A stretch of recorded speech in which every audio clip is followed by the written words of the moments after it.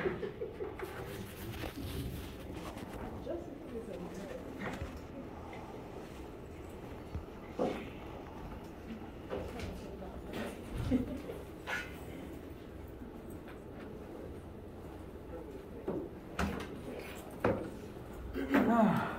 morning, everyone. How y'all doing today? Okay. Good to see some nodding. Hope that nice things continue. Let's see. Turn the screen back on. Come back to that later. Okay.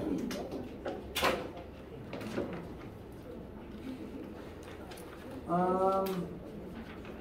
ahead and look back at the calendar. We have normal lecture today and this Friday. Next week will be a normal week completely. We will have lab next week, keep that in mind. Currently the Chapter 4 homework is slated to be due Monday, October 4th. I will probably revise that because there's probably some more examples I want to go through with you first. Today, we're going to go over Newton's third law and some examples of different types of forces. And I want to talk about them so that we can... There's certain types of forces that I want to talk about with you guys so that I can reference them in other examples and use them as examples to describe Newton's third law.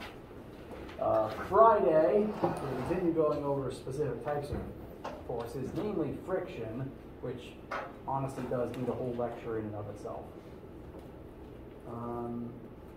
Additionally, if you've been working on the lab, I have encountered, or rather, I have been informed of, like, how most people are getting like 50% error on the graphing question. And if you have encountered such an error, keep working on it. You can keep that answer for now. I'm going to figure out how and why that happened exactly, because if everyone's getting it, then it's something wrong with my instructions.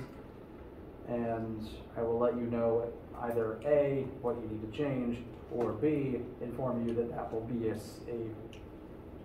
fine answer to keep, and I will grade accordingly. So just keep an eye out for an email about that in the next day or two. For now, keep working on your lab, keep working on your homework, and before we get started today, do you guys have any questions about anything whatsoever? Yes. Do you have any gauge on when the test will be? My original estimate is still middle to end of October, which I got an email yesterday that complicates that slightly.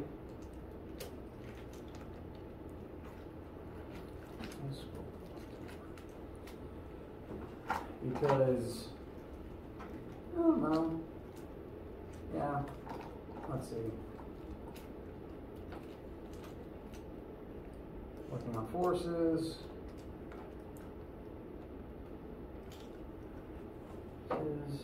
Working power, collisions. Yeah, I would put it, my current plan is one of these two last weeks of October.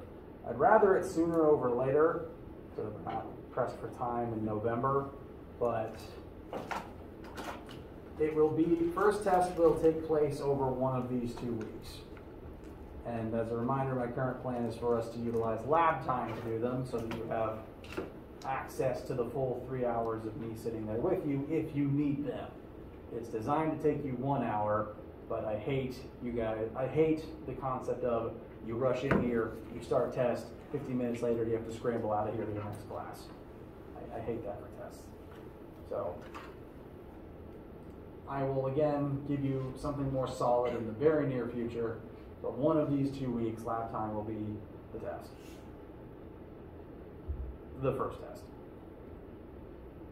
Does that address the original question? Okay.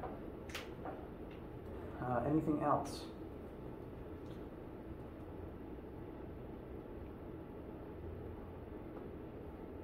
All right. So, last time we began examining Newton's laws of motion. We've taken a pretty good look at Law 1 and Law 2. Most of our math is going to reference one of these two laws.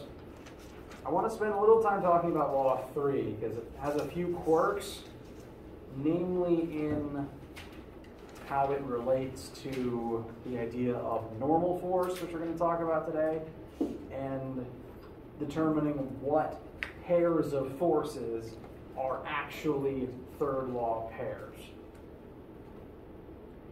So, we've gone over the basic definition of Newton's third law. You've definitely heard and said it yourself many times, probably in different ways over your life. And, bless you. According to Newton's law, anytime one object exerts a force on a second object, that second object will exert an equal and opposite force back upon the first. There's two forces involved in this chain of events. There is an action force, the first force that takes place, and then there's a reaction force, the equal and opposite force that the second object, or I guess there's also a possibility that it's a person, the second entity will exert back upon the first entity. In every situation that has a third law pair in it, you can distinguish which forces are third law pairs. There's always a cause and effect relationship, and you can section off exactly which ones are the pair in that situation. And if you were to actually list out everything in words rather than in math, a Newton's third law pair, like a sentence describing the relationship, would take the form of, if object A acts on object B, then object B will act back on object A. It's always the same two objects exerting equal and opposite forces back between each other. So the pattern forms A, B, B, A. I want to look at a couple of cases today where we examine third law pairs, to determine what things are and are not third law pairs. And to do that, I want to define a few forces for you guys so that we can use those definitions in the rest of our work today. Now, all force is force. It still acts on mass and tries to make it accelerate. That's true of no matter what type of force you're examining. However, there are lots of different places that force can come from, and we have we have definitions for some of those forces if they originate from a certain place or act in a specific way. Now, just for, I guess, the sake of notation, if you as a human were just to exert a force on an object, you pick something up, you push it along the floor, I think most academic circles would call that type of force an applied force. You are applying a force to an object. There's not really any other specifications or definitions about it. It's just force acting from object A onto object B, or entity A onto entity B. Other sources of force have more specific definitions and prerequisites. For example, we talked a bit about gravitational force already. Gravitational force is it is the technical definition of weight. Gravity is a force. So Earth's gravitational field exerts force on you and every other object on Earth's surface. And that force always points down towards Earth's core with a magnitude of Fg equals m times g, where m is the mass of the object and g is 9.8 meters per second squared if the question takes place on Earth's surface. Unless a question tells you a situation doesn't take place on Earth's surface, you can assume it takes place on Earth's surface. So unless the problem specifically says otherwise, you can always accept g as negative 9.8. And to calculate the weight of an object, you want to multiply negative 9.8 times its mass. This is a slightly modified, more specified version of Newton's second law, F equals ma. This is just the dedicated version to specifically find the force of gravity.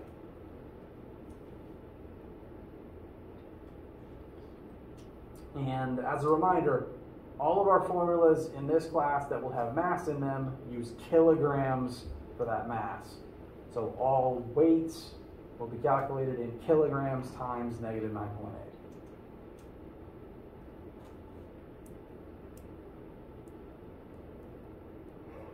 Excuse me. Oh, man. Now, you've been dealing with gravity your whole life. You have also been dealing with normal force your whole life, because there's currently at least one normal force acting upon each of you. And as we get into this definition, I want to refer you not to the common English vernacular of the word normal, but to the mathematical definition of the word normal.